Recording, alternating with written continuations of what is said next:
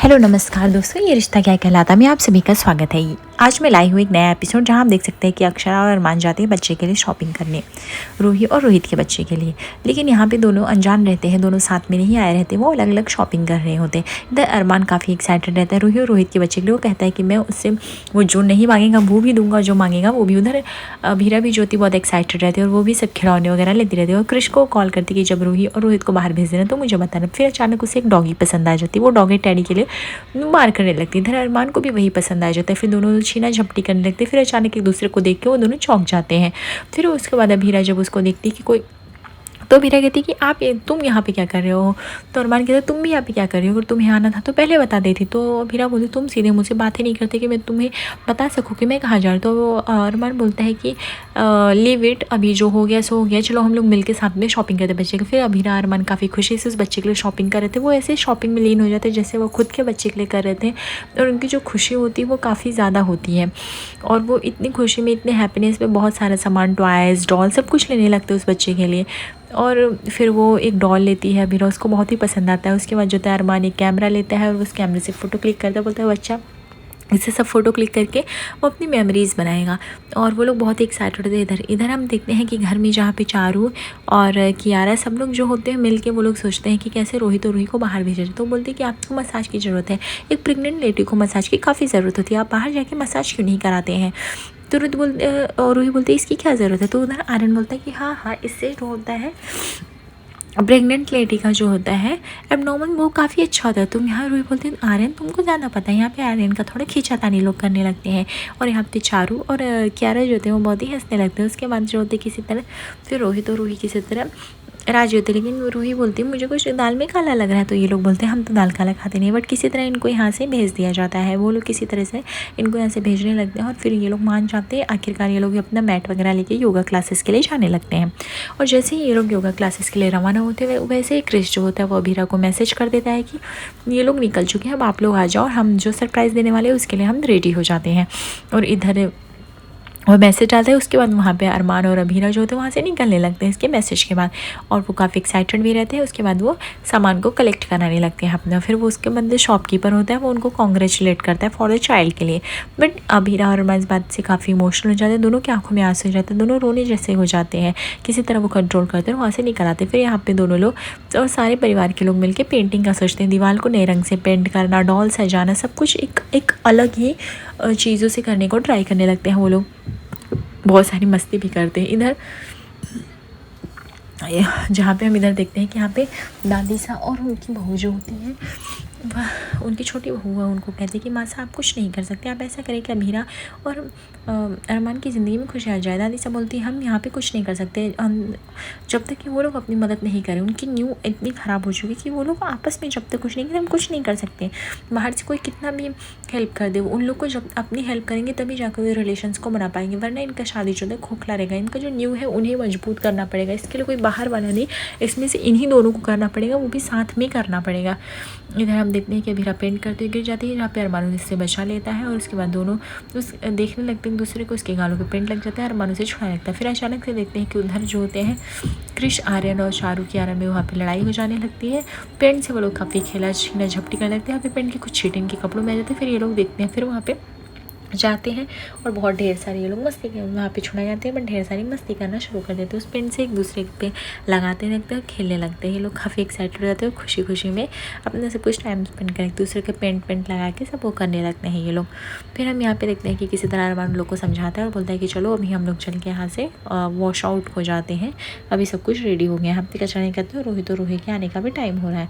किस तो सब लोग मान के फिर चले जाते हैं। फिर यहाँ पे हम कुछ घंटे बाद देखते हैं कि अभीरा जो होती है वो नहा धो के तैयार होके आती है और वो बोलती है चलो, रिलैक्स होके कहती है कि चलो आज का सारा काम हो गया है। लेकिन कहीं ना कहीं वो काफ़ी इमोशनल रहती है कि हमारे काश मेरा भी बच्चा होता है, काश में भी मामू नहीं होती तो कितना अच्छा रहता। इस बात से वो काफ़ी इमोशनल रहती है, बट वो रूही के लिए काफ़ी खुश भी रहती है। और इस बात से वो इतनी दुखी हो जाती है कि वो रोने लगती है। और रोने रोते सोचती है कि मैं इस दुनिया की बहुत ही भ्रष्ट इंसान, मैं कुछ भी नहीं कर सकती। क्या रोहित और रूही के बच्चे वो मेरे बच्चे नहीं हो पाएंगे? ऐसा सोच के फिर वो कंबल में मुँह डाल के बहुत ही देर तक रोती रहती है और कहती है कि मैं अब स्ट्रॉन्ग नहीं हूँ, मैं बहुत ही ज़्यादा कमज़ोर हूँ, मुझे खुद को हेल्प की ज़रूरत है, मेरे अंदर ताकत नहीं है, अब मैं बहुत लड़ चुकी हूँ, अब मुझसे खुद का सामना नहीं होता है, खुद के सच का सामना नहीं होता है, मुझे सिर्फ रोना आता है और मुझे समझ ही नहीं आता कि मैं क्या करूँ क्या नहीं करूँ। मैं अपनी माँ के जैसी हो ही नहीं पा रही हूँ और ये चीज़ कभी मैं फिर भर नहीं पाऊँगी। यहाँ पे रूही और रोहित जो होते हैं वो आ जाते हैं और सब लोग उन्हें सरप्राइज़ देने के लिए रूम में लेके जाते हैं, आंखों पे पट्टी बांध के। रूम पूरा जो होता है वो अंधेरा से भरा हुआ होता है। उसके बाद वो लोग पट्टियाँ उनकी खोलते हैं और यहाँ पे रूही बोलती कहती है रोहित से, मुझे पता था ये लोग कुछ करने वाले हैं, तुमने मेरी बात नहीं सुनी। उसके बाद जब वो लोग रूम को देखते हैं लाइट ऑन होती है तो वो लोग बहुत ही खुश हो जाती है। इधर रूही रोने लगती है। तो रूही बोलती है उसकी खुशी के आंसू है जो वो इस तरह से रो रही है। प्रेगनेंसी में ऐसा होता है। वो ये सब बचपन में उसकी माता से उसके लिए ऐसे रूम डेकोरेट करती थी। उसको बटरफ्लाइज वगैरह बहुत पसंद, वो बता नहीं सकते उसको रूम कितना पसंद आया है और वो खुद तेज़ी से रोने लगती है। बाकी लोग हंसने लगते हैं। सब लोग बोलते हैं अच्छा चुप हो जाओ, इतना मत रो, बट बोलती नहीं, मुझे आज से ज़्यादा इतनी खुशी कभी नहीं मिली, मैं नहीं बता सकती गाइस तुम लोगों ने कितना अच्छा किया, सब कितना औसम है। मैं बहुत ही खुश हूँ इस बात से और मैं बता नहीं सकती कि मैं तुम लोगों का शुक्रिया अदा कैसे करूं। मैं बहुत ही ज़्यादा खुश हूं और मुझे बहुत ही अच्छा लग रहा है ये सब जो भी हो रहा है। तो यहाँ पे जो होता है कि रोहित और रूही तो पता चलता है, कृष बोलता है ये सब जो होता है अभीरा का भाभी का प्लान है, हम लोग का प्लान नहीं था। तो यहाँ पे रूही जो होती है अभीरा को थैंक्स कहने जाती है। उधर अभीरा काफ़ी खुश हो जाती है रूही के चेहरे पे मुस्कान देख के। फिर दोनों एक दूसरे को हक करते हैं। यहाँ पे फिर रूही जो होती है उसको थैंक यू बोलती है और रोने लगती है। फिर अभीरा बोलती है शांत हो जाओ, बेबी के लिए अच्छा नहीं है, और किसी तरह वो शांत हो जाते हैं। फिर दोनों बहन एकदम गले मिलने लगते हैं। इधर वो गले मिल रहे होते हैं और अभीरा जो होती है रूही को शांति करा रही होती है और उसको एक टेडी देती है। बोलती है ये लो रूही, इस पे तुम्हारा हक है, इस पे मेरा हक नहीं है, ये तो मैंने ऐसे ही ले लिया था और ये बहुत ही अच्छा है। तो रूही बोलती वाओ इट्स सो प्रीटी, ये बहुत ही अच्छा है, मुझे बहुत ही पसंद आया है।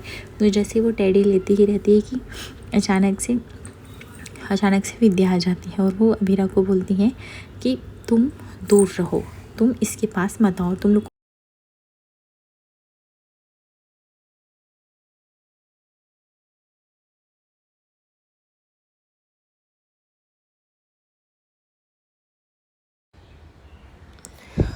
और विद्या जो होती है वो रूही को लेके चली जाती है यहाँ से। रूही के लाख मना करने पर विद्या उससे नहीं मानती और उसे यहाँ से लेके जाती है और बोलती है सबको नीचे आने के लिए। सभी को इकट्ठा होते हैं हॉल में। अरमान बोलता मुझे नहीं समझ में आ रहा है सब लोग यहाँ पे इकट्ठा क्यों हैं। तो अभीरा भी वहाँ पे शांत होकर रहते हैं। सारे जो भी होते हैं आर्यन और कृष्ण और चारों सभी लोग खड़े होते हैं। यहाँ पे विद्या जो होती क्लास लगा रही होती है रूही की और पूछ रही होती है कि तुम वहाँ पे गई क्यों। वो बोलती है माँ मैं कुछ सेकंड के लिए गई थी वहाँ पे। बोलती कुछ सेकंड है, कुछ मिनट से ही होता है, घटना घटनी होती तो कहीं भी हो जाए। तुम प्रेग्नेंट हो, तुम्हें ये बात पता है, तुम्हें अच्छे से पता होना चाहिए था कि पेट के स्मेल से कुछ भी हो सकता है, फिर तुम लोग को वहाँ पर जाने की ज़रूरत क्या थी। अब तुम प्रेग्नेंट हो, अब तुम्हें अपना ध्यान एक्स्ट्रा रखना चाहिए। क्या तुम्हें ये बात हमें बार बार बतानी पड़ेगी। और वो तो बोलता है हम गेस्ट हाउस में रहेंगे। तो यहाँ पे विद्या मना कर देती, बोलती तुम लोग गेस्ट हाउस में क्यों रहोगे। तो रोहित बोलता है गेस्ट हाउस में रहने से हम गेस्ट नहीं हो जाएंगे माँ, हम वहाँ रह सकते हैं, उसमें प्रॉब्लम क्या है। तो यहाँ पे कृष बोलते हैं गेस्ट हाउस काफ़ी छोटा पड़ेगा, मामी की बात सही है, आप मेरे रूम में रह लो। तो विद्या इस बात से इनकार करती कि कृष के रूम में कोई क्यों रहेगा। अगर रोहित और रूही को रहना ही है तो वो लोग इस घर के सबसे बड़े से रूम में रहेंगे जिसमें कोई दो लोग रह रहे हैं। उन दोनों लोग को बोल दो कि अपना सामान वहाँ से हटा लें और मेरे बेटे बहू वहाँ जाके रह सकते हैं एकदम शांति से। और जो वो लोगों ने रूम बनाया है नया पेंट लगा के, वो लोग उनको उसमें स्टे करें या खुद गेस्ट हाउस में चले जाएँ। वैसे भी रोहित और रूही का परिवार बड़ा हो रहा है, उनके बच्चे भी आने वाले, तो उनको एक बड़े रूम की ज़रूरत पड़ेगी। वो एक छोटे से रूम में नहीं रह सकते हैं। जहाँ तक मुझे पता है कि ये बात सबको समझ में आ जानी चाहिए। यहाँ पे अभीरा और अरमान जो थे बिना हेजिटेशंस के वो तैयार हो जाते, बोलते हैं हाँ माँ हम चले जाएंगे, हम दूसरे रूम में शिफ्ट हो जाएंगे, इसमें हमें कोई प्रॉब्लम नहीं है। यहाँ पे रोहित और रूही नहीं मान रहे होते, बट वो इशारे से उनको चुप करा देते हैं। वो बोलते हैं कि माँ ने जो कहा है वो सही कहा है, आखिर तुम लोग को सच में नए रूम की ज़रूरत है और हम वो लोग काफ़ी जल्दबाजी में वहाँ पर पेंटिंग वगैरह कर दी। हमें इस बारे में सोचना चाहिए था, लेकिन हम इतना नहीं सोच पाए, इसके लिए सॉरी। मुझे रूही के और रोहित के भी हेल्थ का ध्यान रखना चाहिए, हम आने वाले बच्चे के बारे में भी सोचना चाहिए। यहाँ पे सभी लोग जो थे इस बात से नहीं सहमत होते हैं और वो सभी लोग ना कर रहे होते, लेकिन अरमान जो होता है सब कुछ चुप कर देता है, बोलता नहीं इसमें गलत क्या है, माँ ने जो भी कहा है सारे पॉइंट के बाद सही है। यहाँ पे विद्या जो होती है वो कहती है कि तू जल्दी से शिफ्ट कर लो यहाँ पे। वैसे भी यहाँ पे विद्या कहती वैसे भी तुम लोगों ने मेरे से पूछ के रूम तो रंग नहीं कराया था, तो अब जो मैं कह रही हूँ ये तो करना पड़ेगा सबको। रोहित और रूही की एक भी नहीं सुनी जाएगी, जो मैंने डिसीजन ले लिया। रूही कहती है हम उनके रूम में नहीं जाना चाहते, वो लोग अपना रूम क्यों छोड़ेंगे। तो यहाँ पे विद्या बोलती मैंने तुमसे कुछ सवाल जवाब नहीं किया, तो रूही तुम शांत ही रहो, मुझे क्या करना है मुझे पता है।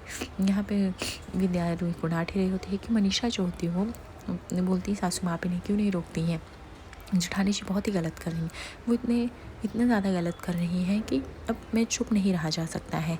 उनको आप रोको, वो जो कर रही है हमेशा दूसरों को कष्ट दे रही हैं अभिरा अरमान को, ये सब बहुत ही गलत है। उन्हें पता होना चाहिए वो जो कर रही है वो बहुत ही गलत है, इसके लिए उन्हें बहुत ही पछताना पड़ेगा।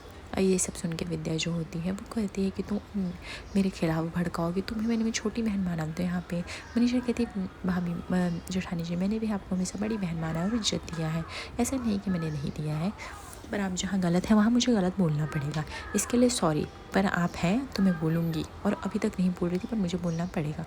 यहाँ पे अमीरा अरमान को कह दिया जाता है कि यहाँ पे उन्हें रूम से निकलना पड़ेगा। यहाँ पे वो लोग इस डिसीजन का रिस्पेक्ट करते हैं और वो दोनों मान जाते हैं। वो लोग इमोशनल होते हैं लेकिन वो किसी तरह कंट्रोल कर लेती हैं। यहाँ पे विद्या बोलती है मनीषा को कि तुमने बहुत अच्छा आग लगाया है मेरी सासू माँ के खिलाफ, पर तुम गलत कर रही हो। देखना तुम जिनके लिए लड़ रही हो वही तुम्हें एक दिन खाई में ढकेल देंगे, मैं ही हूँ जो तुम्हारा साथ दूंगी। मनीषा बोलते हैं कि आप पीछे मुड़ कर देखोगे तो बहुत देर हो जा चुकी होगी कि आपने कितना गलत कर दिया, मिस्टेक को सुधारने का टाइम थे। ये सब सुन के जो होती है कावेरी जी का दिमाग बहुत ही ख़राब हो जाता है और वो वहाँ से चली जाती है, बोलती है और जाके वो रूम में बैठ जाती है। यहाँ पे अभिरा अरमान रेडी हो जाते हैं घर से अपने निकलने के लिए और नए रूम में शिफ्ट होने के लिए, और वो भी काफ़ी इस डिसीजन से काफ़ी इमोशनल होते हैं लेकिन वो स्ट्रॉन्ग बनने की कोशिश कर रहे होते हैं। और हम देखते हैं कि उसके बाद जो होते हैं संजय जो होता है, आज रात के एपिसोड में हम ये देखने वाले कि संजय को याद बड़े के हाथ में एक सबूत मिलने वाले जहाँ पे वो पता चलता है कि मनीष की जो है पोतियाँ अभिरा भी हैं और रूही भी हैं, इसलिए वो अपने हाफ प्रॉपर्टी अभिरा और रूही दोनों के नाम कर रहे हैं। और यहाँ पे संजय को जान के बहुत ही खुशी होती है, उसको लगता है कि वो अपना नया चाल अभी चल सकता है। और जहाँ पे अभी रूही और अभिरा की दोस्ती कायम होने ही वाली रहती है कि उसमें वह आग में घी डाल के उन दोनों की दोस्ती को ख़राब कर सकता है। जानने के लिए नया